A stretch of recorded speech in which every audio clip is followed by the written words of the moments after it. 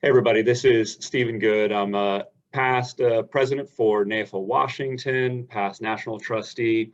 But what I wanted to get into today was talking to you guys about one of the biggest differentiators I've seen in my career between the advisors that are struggling and trying to break through in this business and the advisors that are really doing it right and really having a great career. And the difference is, how do they approach finding pain or fact finding or goal development, depending upon how you want to phrase it.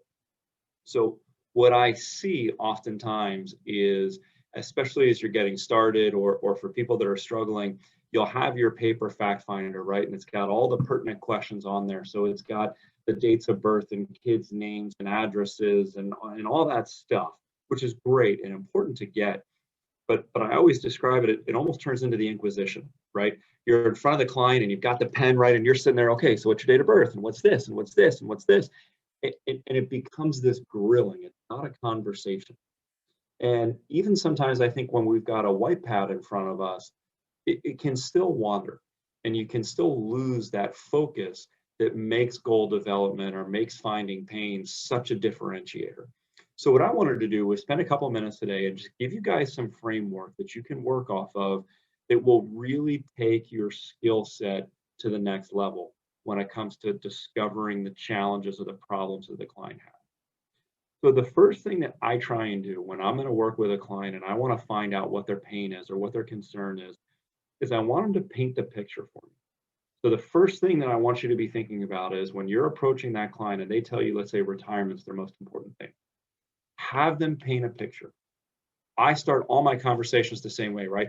Paint me a picture. It's that first day in retirement, you're waking up. What are you going to go and do? Right? And take notes and be ready to listen for whatever it is. Sometimes they're going to throw dollars in, and I'll say, this isn't about money. This is about, what do you want to do? Where are you going to live? What's important to you? Are you volunteering somewhere? I want to dig into the vision of what it looks like.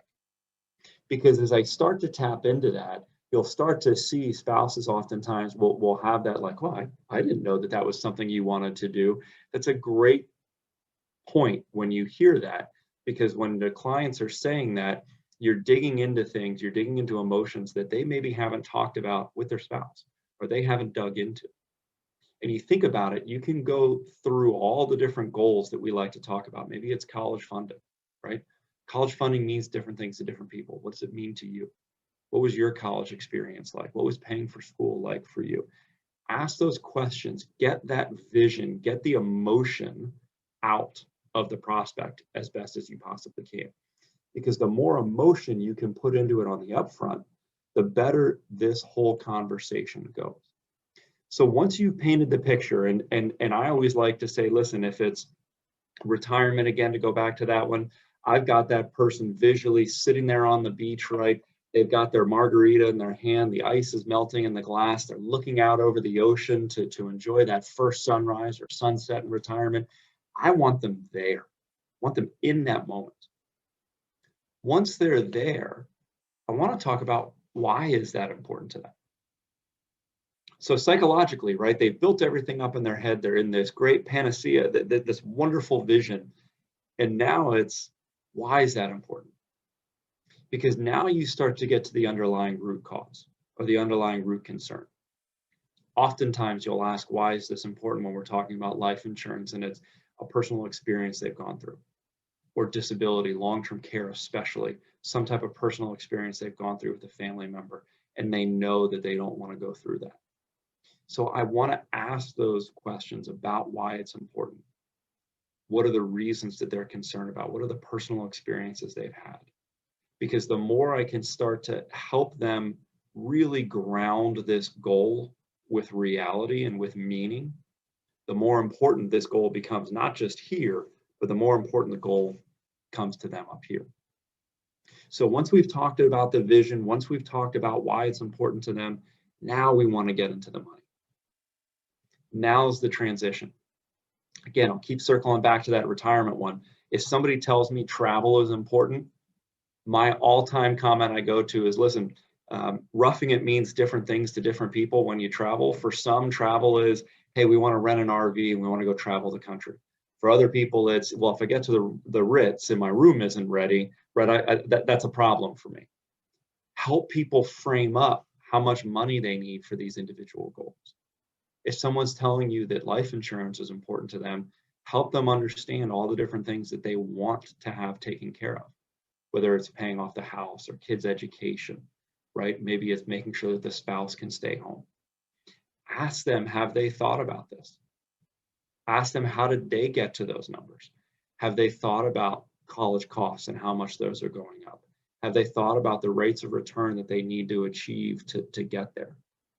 Because if you can imagine, what we're trying to do is psychologically, right? They're up here and they've painted this wonderful vision. They started to ground that goal. They started to root it as to such an importance to them. And then visually, right, I'm kind of poking a hole. I'm going through and making them realize that that vision, as beautiful as it is, well, maybe they're renting that beach house, right? Or maybe that husband or that wife has to go back to work because maybe they haven't thought about, or they don't have enough life insurance in their current plan.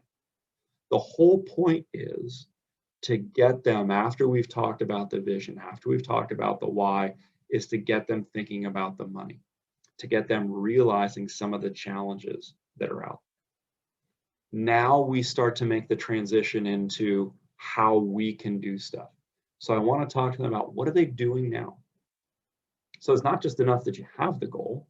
It's not just enough that you've thought about it. What are you doing now? It's okay if the answer is nothing, but I want to find out why now if they're not doing anything now. How did they come up with a strategy? Who did they speak with? It's a great question to ask, is who did you work with to come up with a strategy? Because you'll find out right then and there, if you don't already know, is there competition? Is there another advisor? They could still be in their 30s and 40s, and they'll go back to their parents and ask for guidance and ask for support. Sometimes it'll be, I want to bring my kids, or I involve my CPA, or whatever it is. So you want to ask them, hey, who worked with you to come up with this goal? Or how did you come up with this goal? One of the biggest keys that I found is, especially if you have somebody that's telling you that they're concerned about retirement planning and college education, and they haven't brought protection to the equation, ask your client right here, what would stop them from achieving their goal? And wait. Because what you'll find is, it's the perfect opportunity to be able to ask them, hey, listen, if you become too sick or hurt to work, financially, are you still going to be able to achieve the goal? Now, my conversations about disability insurance have nothing to do with how it's going to protect their income and everything else. No, that disability insurance makes sure that goal actually happens. That life insurance makes sure that that child goes to college, no matter what. So again, think through where we're taking this. We've had them paint this vision and give us all the emotion. They've told us the why it's important to them, to ground them. Then we started talking about the dollars and cents. Then we get into, what are you doing? Do you feel confident with the path that you're on? What's going to stop you from achieving this goal? Ultimately, you want to land each and individual goal with the same thing.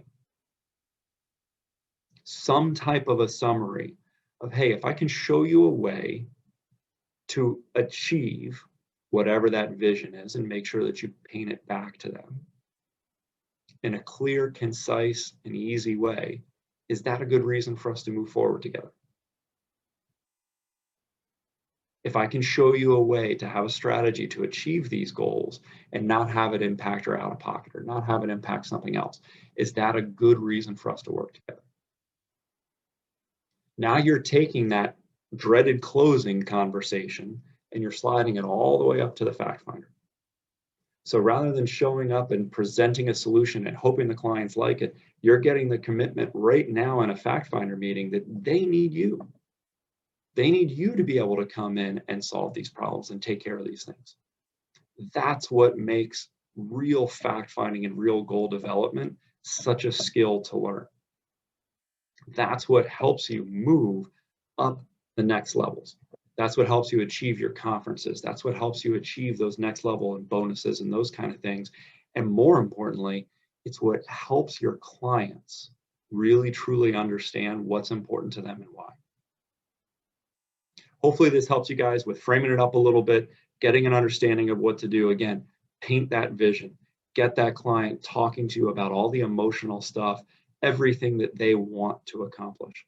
Ground them in the why. Understand why it's important to them. Now talk about the money. Talk about what it's going to take to get there. Talk about how things might impact them that maybe they haven't thought about. Talk about what are you doing now, right? Transition to what's going to stop you from achieving the goal. And then ultimately land it with a summary and a question. Is that a good reason for us to move forward together? You'll be amazed how much more business you're going to close. You'll be amazed how many times you'll have clients midway through this look and go, I didn't know that was important to you. That's when you know you've done a great job in fact finding. Hopefully this helps. Hopefully this helps take you guys to the next level, whether it's MDRT or beyond. And hopefully this is another great example of being a member at NAFA and what NAFA can do for you and your business to help you grow, to help you achieve more. Thanks, everybody.